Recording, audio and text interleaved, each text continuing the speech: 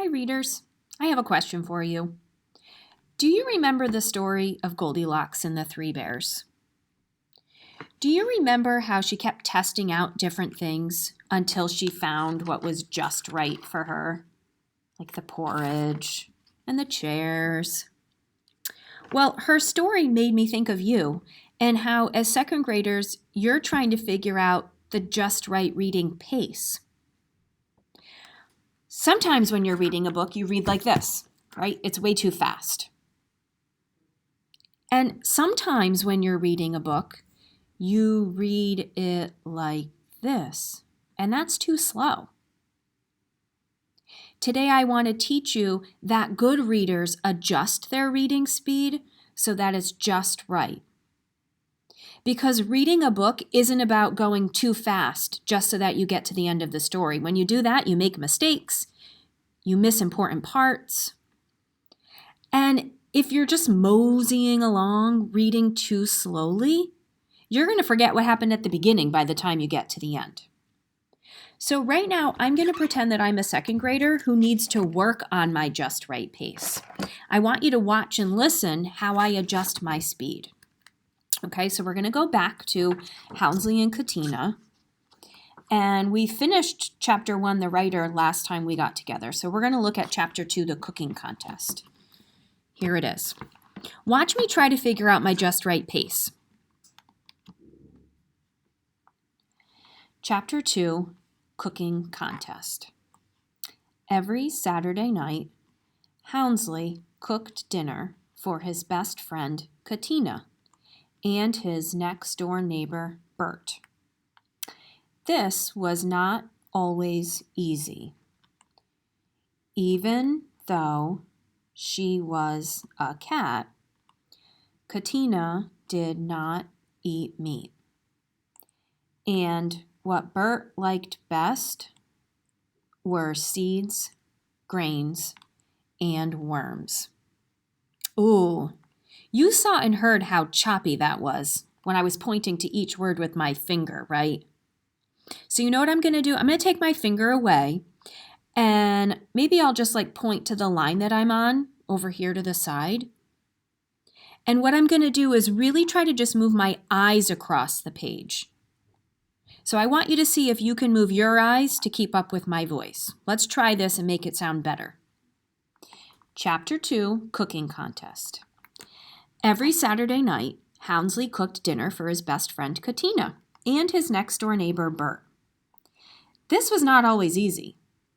Even though she was a cat, Katina did not eat meat. And what Bert liked best were seeds, grains, and worms. Ooh, that sounded much better. Not too slow.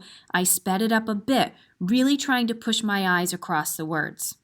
Okay, keep watching. I'm going to do the next page now. But Houndsley did not mind. He enjoyed cooking, and he was good at it. One Saturday night, Bert said, "Everything you make is delicious, Houndsley. I've never had worms with poppy seeds and broccoli before." Whoa! I know what you're thinking. Way too fast. So now I need to adjust my speed. I'm going to slow down, make sure that I'm scooping up smaller bits, and maybe I should add a little expression to my voice. There's characters talking on this page, right? Okay, follow along with me. See if you can keep up. But Houndsley did not mind. He enjoyed cooking, and he was good at it. One Saturday night, Bert said, "Everything you make is delicious, Houndsley. I've never had worms with poppy seeds and broccoli before." Did you see how I wasn't trying to push past the words, but I also wasn't letting my voice sag and meander slowly? I had to pick up my pace so that I sounded like a storyteller, but then I also had to make sure that I wasn't blowing through my book at the speed of lightning. So readers, now it's your turn to try. I'm going to show you the next page. I want you right now out loud, and you can pause the video if you need to.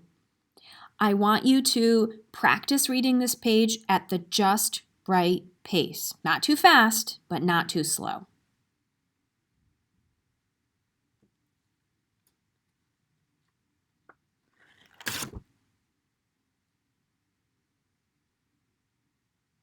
Wow, okay, readers.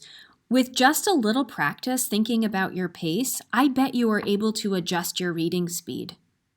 Thinking about the pace and kicking it up a notch when you need to will help you understand the story better. And it's probably how the author, James, wants you to read it, like a storyteller. So, whenever you're reading today or any day, whether it's out loud or it's in your head, make sure that you understand what's happening and that your voice sounds just right. So, thinking about and adjusting your pace of reading will help you understand your stories even better.